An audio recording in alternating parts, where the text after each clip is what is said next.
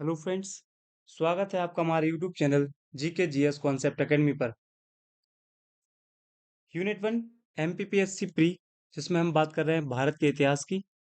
भारत के इतिहास का जो यूनिट 1 है, इसके पहले पॉइंट में अभी तक हमने संकल्पना एवं विचार में प्राचीन भारतीय ज्ञान परंपरा, भारतवर्ष, वेद, उपनिषद, आरण्यक, ब्राह्मण ग्रंथ, षड दर्शन, स्मृतियां, रित सभा और समिति, साथ में गणतंत्र, वर्णाश्रम व्यवस्था, पुरुषार्थ और ऋण संस्कार, इन सब की अभी तक हमने चर्चा कर ली है। अब इस पहले पॉइंट में जो शेष हमारे टॉपिक बचे हुए हैं, इसमें आता है पंच महायज्ञ, कर्म का सिद्धांत, बोधिसत्व और तीर्थंकर। आज का टॉपिक हमारा बेस्ड होगा पंच महायज्ञ पर। तो आज के लेक्चर में हम बात करेंगे पंच महायज्ञ का। दूसरा जो हमारा लेक्चर होगा, उसमें हम यज्ञ और कर्म के सिद्धांत को कवर करेंगे। और जो हमारा अब तीसरा लेक्चर होगा, उसमें बोधिसत्व और तीर्थंकर को हम फिनिश करेंगे। आपसे वीडियो आपको रेगुलर मिलेगी, हर एक यूनिट की हर दिन एक एक वीडियो मिलेगी, जिसमें हम एक एक टॉपिक को कवर करेंगे। चलिए, तो आज का जो हमारा टॉपिक है वह है पंच महायज्ञ। सबसे पहले जो भी इस चैनल पर नए हैं, हमारे चैनल को सब्सक्राइब कीजिए। डिस्क्रिप्शन बॉक्स में दी हुई लिंक के माध्यम से आप हमारे टेलीग्राम चैनल को ज्वाइन कीजिए, जहां आपको इसकी पीडीएफ मिलेगी। चलिए, तो अब हम अपना टॉपिक स्टार्ट करते हैं। देखिए, हमारा टॉपिक है यज्ञ या पंच महायज्ञ। अब ये पंच महायज्ञ क्या है, इनको समझ लेते हैं सबसे पहले। देखिए दोस्तों, यहाँ पे एक शब्द है यज्ञ। यज्ञ का तात्पर्य क्या है? यज्ञ का अर्थ क्या है? दोस्तों, यज्ञ का अर्थ है त्याग, बलिदान या पुरुषार्थ या शुभ कर्म हम बोल सकते हैं। तो यज्ञ का तात्पर्य क्या हुआ? त्याग या बलिदान या शुभ कर्म। क्लियर है? अब देखिए, अगर हम इसकी फुल डेफिनेशन में जाएंगे, तो अपने प्रिय या मूल्यवान द्रव्यों, जो हमारे प्रिय एवं मूल्यवान द्रव्य हैं, उनको अग्नि एवं वायु के माध्यम से संसार के कल्याण हेतु अर्पित कर देना। किसके कल्याण हेतु? संसार के कल्याण हेतु अर्पित करना ही क्या कहलाता है? यज्ञ कहलाता है। तो बेसिकली यज्ञ का अर्थ क्या हुआ? जो भी आपके प्रिय और मूल्यवान पदार्थ द्रव्य हैं, उनका हम होम के माध्यम से, हवन के माध्यम से इस प्रकृति को, इस नेचर को हम क्या कर देते हैं? अर्पित कर देते हैं। जिससे ये नेचर क्या करता है? हमें समय पर बारिश, हमें समय पर ये जो मौसम परिवर्तन होते हैं, हमें फसलों की पैदावार अच्छी हो, ये सारी चीजें करते हैं यज्ञ। और सृष्टि का आधार क्या है? अगर आप ऋषियों की बात करेंगे, तो ऋषियों ने कहा है इसको सृष्टि का आधार बिंदु। तो यज्ञ क्या है? सृष्टि का आधार बिंदु है। यह किसने कहा है? यह ऋषि मुनियों ने कहा है। ठीक है? और इस प्रकार से आप इस डायग्राम में देख पा रहे होंगे जो यज्ञ किए जाते थे। तो सबसे पहले हमने समझा यज्ञ क्या है। चलिए आगे बढ़ते हैं।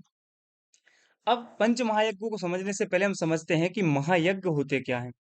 देखिए दोस्तों, जो मनुष्य है, उससे कभी ना कभी नित्य जीवन में जो पाप हो जाते हैं, चाहे वो जानबूझकर हो या अनजाने में हो, तो उनका नाश जो होता है, ये जो पाप कटते हैं, वह किन? इन्हीं यज्ञों और अनुष्ठानों के माध्यम से क्या होते हैं? उनका नाश होता है। इसीलिए महायज्ञ आवश्यक है। हमारी जो वैदिक संस्कृति है, इसका प्रमुख उद्देश्य जो पुरुषार्थ है, पुरुषार्थ अर्थात अर्थ, धर्म, काम और मोक्ष, जो चार पुरुषार्थ हैं। तो हमारी जो वैदिक संस्कृति है, उसका प्रमुख उद्देश्य है ये पुरुषार्थ। अब ये पुरुषार्थ जो है, ये हमें कैसे प्राप्त होते हैं? तो आप बताओगे। जो हम 16 संस्कार पिछले लेक्चर में पढ़ चुके हैं, उन 16 संस्कार एवं पंच महायज्ञों से। तो यहां से हमारा टॉपिक शुरू होता है पंच महायज्ञ। तो पंच महायज्ञ क्या कहते हैं? जो हमारा पुरुषार्थ है, जो हमारे चार पुरुषार्थ हैं, अगर हमें वो प्राप्त करने हैं, तो 16 संस्कार के साथ साथ आपको पंच महायज्ञों को भी करना रहता है। क्लियर है? चलिए, अब हम समझ लेते हैं पंच महायज्ञ। ध्यान रखिए, जो ये पंच महायज्ञ है, ये किस आश्रम के लिए है? गृहस्थ आश्रम के लोगों के लिए है। तो प्रत्येक गृहस्थ के लिए अनिवार्य है ये पंच महायज्ञ। क्लियर है? मनुस्मृति के अनुसार प्रतिदिन किसी भी व्यक्ति को पंच महायज्ञ करना चाहिए। और दोस्तों, ये जो पंच महायज्ञ है, जस्ट सेकंड रुकिए यहाँ पे। जो ये पंच महायज्ञ हैं, ये है क्रमशः ब्रह्म यज्ञ, देव यज्ञ, पितृ यज्ञ, भूत यज्ञ, और जो हमारा पांचवा यज्ञ होगा, इसको हम बोलते हैं मनुष्य यज्ञ या इसी को अतिथि यज्ञ बोलते हैं। मनुष्य यज्ञ या इसी को नर यज्ञ भी बोलते हैं। क्लियर है? तो ये है पंच महायज्ञ। इन पंच महायज्ञों को मनु ने कुछ इस प्रकार से विख्यापित किया है। कैसे? कहा गया है अध्यापनम ब्रह्म यज्ञ, पितृयज्ञस्तु तर्पणम, होमो देवो बलिर्भूतो, नरयज्ञो अतिथि पूजनम। अर्थात ब्रह्म यज्ञ क्या है? अध्यापनम। पितृयज्ञ क्या है? तर्पण करना पितृयज्ञ है। बलिर्भूतो होमो देवो, मतलब देखिए, देव यज्ञ क्या है? होम करना। भूत यज्ञ क्या है? बलि देना। नर यज्ञो अतिथि पूजनम, जो मनुष्य यज्ञ है या नर यज्ञ है या क्या है? अतिथि का पूजन करना। ऐसा बताया गया है मनुस्मृति में। तो मनुस्मृति के अनुसार ये हैं पंच महायज्ञ। तो ये 2 लाइनों में सारे पंच महायज्ञों को डिफाइन कर दिया गया है। अब आप यदि हमारा लेक्चर ध्यान से सुनते हैं और इन 2 लाइन को जो मनुस्मृति में मनु महाराज ने कही हैं, अगर आप इनको याद रखेंगे तो आप पंच महायज्ञ को बड़ी आसानी से याद रख सकते हैं। तो पहला लिखा है अध्यापनम ब्रह्म यज्ञ। दोस्तों, मैंने भी आपको पुरुषार्थ और साथ में मैंने आपको आश्रम व्यवस्था पढ़ाई है, जिसमें जो हमारा प्रथम आश्रम है जिसको हम बोलते हैं ब्रह्मचर्य। ब्रह्मचर्य में एक व्यक्ति वेदों का अध्ययन करता है, ज्ञान ग्रहण करता है और अंततः उसी ज्ञान को प्रेषित करता है, यानी एक दूसरों को वह प्रदान करता है। अर्थात उसने अध्ययन भी किया और अध्यापन भी किया। यही ब्रह्म यज्ञ है। ऋषियों द्वारा जो हमें वेदों का ज्ञान प्राप्त हुआ है और हम उन ऋषियों का जो ऋण चुकाते हैं, वही ब्रह्म यज्ञ है। पितृयज्ञ क्या है? जो भी हमारे पालक पोषणकर्ता होते हैं, चाहे वो हमारे माता पिता हों, गुरु हों या कोई भी आश्रित व्यक्ति हो जिसने हमारा पालन पोषण किया है, तो उनके लिए जो हम तर्पण करते हैं वही पितृयज्ञ है। होमदेव क्या होते हैं?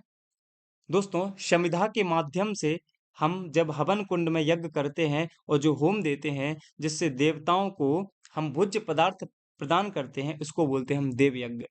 बलिर्भूतो, बलि, बलि अर्थात यहाँ पर क्या है? अपनी प्रिय वस्तु का दान देना। बेसिकली भूत यज्ञ है यहाँ पर। जो हमारे जीव जंतु हैं उनके पोषण के लिए हम भूत यज्ञ करते हैं। अर्थात हम देखते हैं कि जो हमारे घर पर हमारी माँ बहनें जब खाना बनाती हैं तो पहली रोटी गाय को, दूसरी रोटी या अंत की रोटी कुत्ते को, ऐसे प्रकार से निकाली जाती है। या कुछ चिड़ियों को, कौवे को हम जो भोज्य पदार्थ निकालते हैं वही तो है भूत यज्ञ। अब आगे है नर यज्ञो अतिथि पूजनम। अर्थात नर यज्ञ क्या है? ये मनुष्य यज्ञ क्या है? तो दोस्तों, अतिथि का पूजन करना ही क्या है? नर यज्ञ है। अतिथि का पूजन करना, यानी घर आया जो अतिथि है उसका यदि हम पूजन करते हैं वही है नर यज्ञ। 1 मिनट के लिए आप इसको देखिए अच्छे से।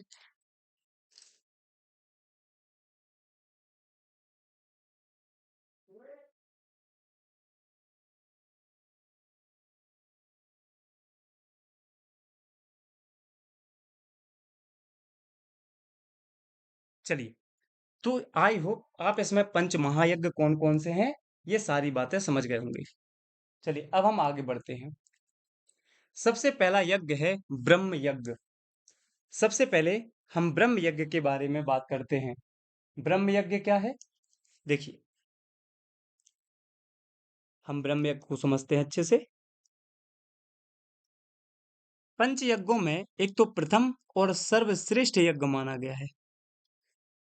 जो पांचों यज्ञ हैं, इन पांचों यज्ञों में सबसे पहला और सबसे सर्वश्रेष्ठ जो यज्ञ माना गया है वह है ब्रह्म यज्ञ। इसमें होता क्या है दोस्तों? इसमें किसी भी व्यक्ति के द्वारा ऋषि ऋण को चुकाया जाता है। अर्थात ऋषि ऋण से उऋण हुआ जाता है इस ब्रह्म यज्ञ के द्वारा। इसी कारण इस यज्ञ को हम ऋषि यज्ञ भी कहते हैं। क्या कहते हैं? ऋषि यज्ञ भी कहते हैं।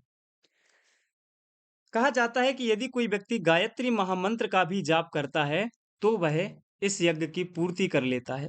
यदि मान लीजिए कोई व्यक्ति ब्रह्म यज्ञ नहीं कर रहा है, यदि वह गायत्री महामंत्र का जाप करता है तो वह ब्रह्म यज्ञ किया हुआ माना जाता है। इस यज्ञ के 2 प्रमुख अंग हैं, एक अध्ययन, दूसरा अध्यापन। चूंकि उसमें क्या लिखा था? देखिए यहाँ पर अध्यापनम ब्रह्म यज्ञ। तो अध्ययन और अध्यापन ये ब्रह्म यज्ञ के 2 अंग हैं। इसके करने से कहा जाता है कि स्वर्ग की प्राप्ति होती है। इसका सर्वप्रथम उल्लेख शतपथ ब्राह्मण में देखने को मिला है और इसका विस्तृत वर्णन मिलता है तैत्तिरीय उपनिषद में। अब ये क्या है? दोस्तों आप हमारे प्रीवियस लेक्चर देखिए जो कि प्लेलिस्ट में है, वहां पर आपको सारे उपनिषद, आरण्यक, ब्राह्मण ग्रंथ सब पढ़ा दिए गए हैं।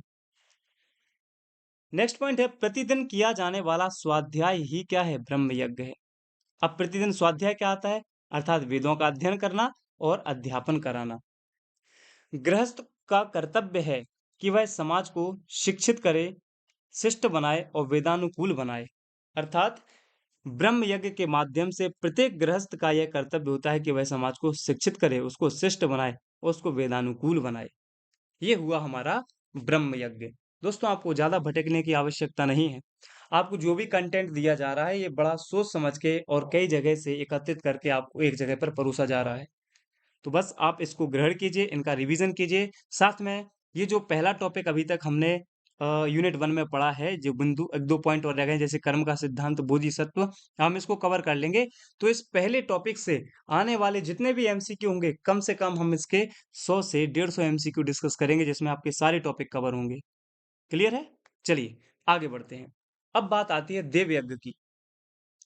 तो विभिन्न देवताओं के लिए किया गया हवन ही क्या कहलाता है? देव यज्ञ कहलाता है।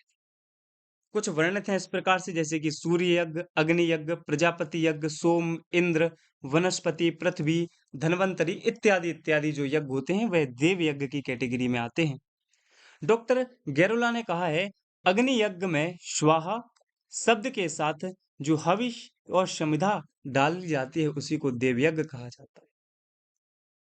क्योंकि बात जब हम इन देवताओं को प्रसन्न करते हैं यज्ञ के माध्यम से, तो अग्निदेव अग्नि प्रदान करते हैं, सोमदेव, इंद्रदेव हमें वर्षा प्रदान करते हैं, वनस्पति हमें प्राप्त होती है, पृथ्वी, धनवंतरी, तो इस प्रकार से ये हम सारे देवता प्रसन्न रहते हैं। क्लियर है? ये हुआ देव यज्ञ। तीसरा यज्ञ है भूत यज्ञ। दोस्तों इस यज्ञ को बलि वैश्व यज्ञ भी कहा जाता है। क्यों कहा जाता है? यहाँ पर पढ़ेंगे आप मनुस्मृति का ये श्लोक, क्या लिखा है? होमो देवो बलिर्भूतो। तो भूत यज्ञ किससे संबंधित है? बलि से, इसलिए इसको कहा जाता है बलि वैश्व यज्ञ। सभी प्राणियों तथा वृक्ष के प्रति करुणा और कर्तव्य समझकर उन्हें अन्न जल देना ही भूत यज्ञ है।